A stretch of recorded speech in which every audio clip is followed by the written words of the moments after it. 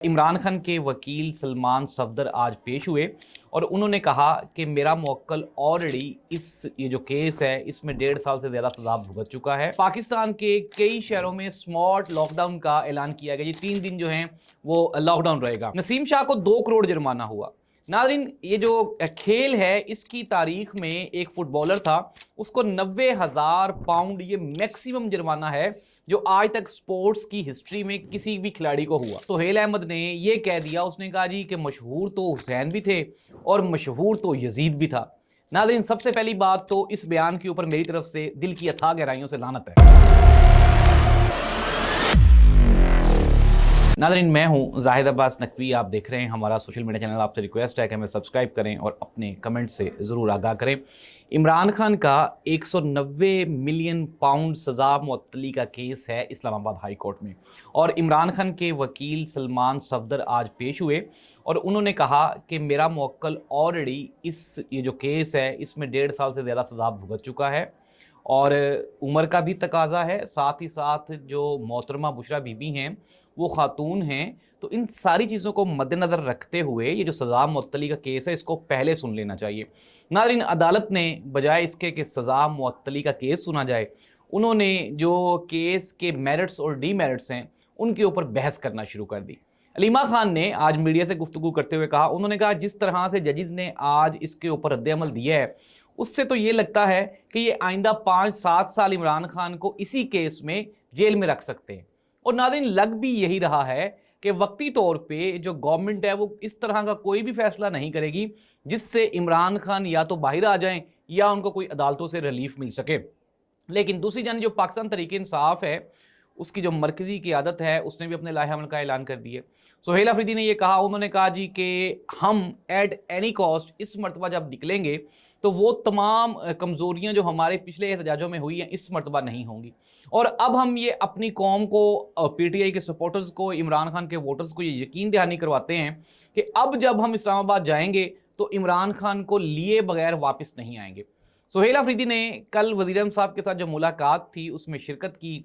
अब सवालिया निशान है इसके ऊपर, लेकिन चूंकि ये अमन व अमान के हवाले से थी, मुल्क के जो मौजूदा सूरत हाल है उसके हवाले से थी, इसलिए इसमें शमूलियत करना एक अहम फैसला था और होनी भी चाहिए थी।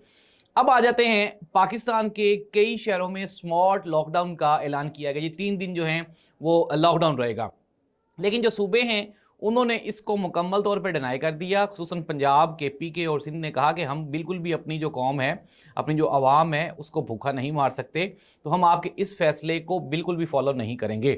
जिसके नतीजे में जो मरकज़ी हुकूमत है, यानी कौमी हुकूमत है हमारी, उन्होंने ये जो स्मार्ट लॉकडाउन है इसका फैसला वापस ले लिया। कल 1 अप्रैल है, स्कूल्स भी खुल जाएंगे और इसके साथ ही साथ वो जो लॉकडाउन वाला फैसला था उसके ऊपर भी अब इम्प्लीमेंटेशन नहीं होगी।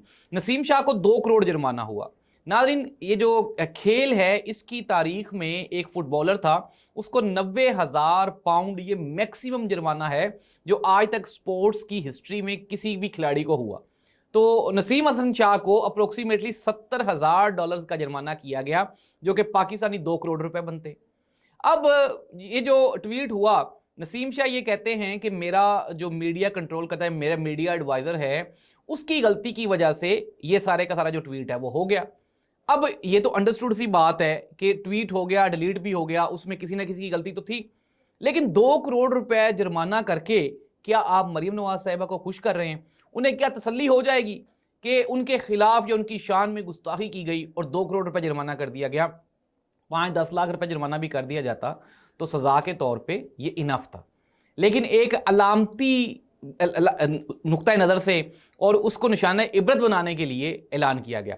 PTI की जानिब से ऐलान किया गया है कि नसीम हसन शाह को ये जो 2 करोड़ रुपए जुर्माना हुआ है उसकी फंड रेजिंग पाकिस्तान तहरीक इंसाफ करेगी और ये पैसे इकट्ठे करके हम जमा करवा देंगे अगर नसीम हसन शाह कहेगा तो। लेकिन नसीम शाह ने चूंकि इस तरह की कोई बात ही नहीं की, लेकिन PTI की जानिब से कहा जा रहा है। कल सोहेल अफरीदी से जब एक सहाफ़ी ने सवाल पूछा कि नसीम शाह के बारे में आप क्या कहेंगे, तो उसने कहा बब्बर शेर है हमारा, नसीम शाह हमारा शेर है और हमें उस पर फ़ख्र है। अब नाज़रीन, ये तो सिचुएशन होगी पॉलिटिकली, पाकिस्तान में सियासी तौर पे चीज़ें इंतहाई गुडमुड हो रही हैं।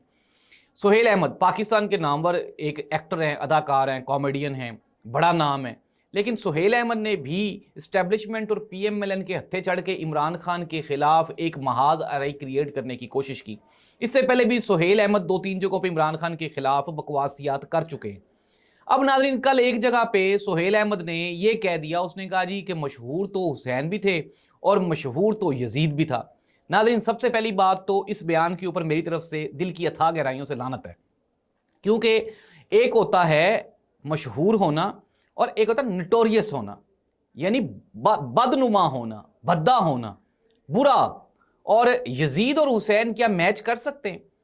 اب سہیل نے آج جو ہے سہیل احمد نے اس کے اوپر ایک تردیدی بیان دیا۔ اس نے کہا جی میں نے یہ کہا تھا کہ یزید اور حسین مقبول ہیں، حسین اچھے مقبول ہیں اور یزید جو ہیں وہ برے، یزید جو ہے وہ برا مقبول ہے، تو ہمیں حسینیت کے رستے پہ چلنا چاہیے، یزیدیت کے رستے پہ نہیں چلنا چاہیے۔ سہیل احمد صاحب آپ عوام کو یہ تو بتائیں کہ آپ نے یہ جو بیان دیا حسین اور یزید والا، اس میں حسین آپ کس کو کہہ رہے ہیں موجودہ پس منظر میں، اور یزید کس کو کہہ رہے ہیں؟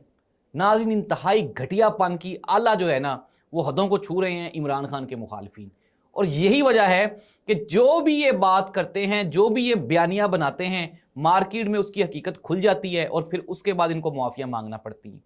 اس سے پہلے بھی ہم نے کئی مرتبہ دیکھ لیا، کئی انفلوئنسرز، کئی سوشل میڈیا ایکسپرٹس جن کے ملینز میں فالوورز تھے، جب انہوں نے عمران خان کے خلاف بکواسیات شروع کی تو پھر اس کے بعد ان کے ساتھ کیا ہوا؟ قاسم علی شاہ کے ساتھ کیا ہوا؟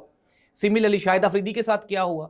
اسی طرح سے جواد احمد، اس کے ساتھ کتنی کتوں والی ہوتی ہے، لیکن اس کے باوجود بھی آپ اس چیز سے باز نہیں آتے ہیں، تو آپ کی مرضی ہے۔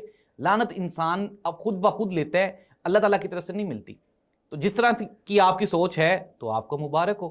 ناظرین اس دعا کے ساتھ کہ اللہ کرے کہ ہمارے آپس کے جو مسائل ہیں حل ہو جائیں، اور عمران خان کی رہائی دور است ابھی تک کہیں پہ دکھائی نہیں دیتی۔ اللہ اس ملک اور قوم کو حامی و ناصر ہو۔ اللہ حافظ۔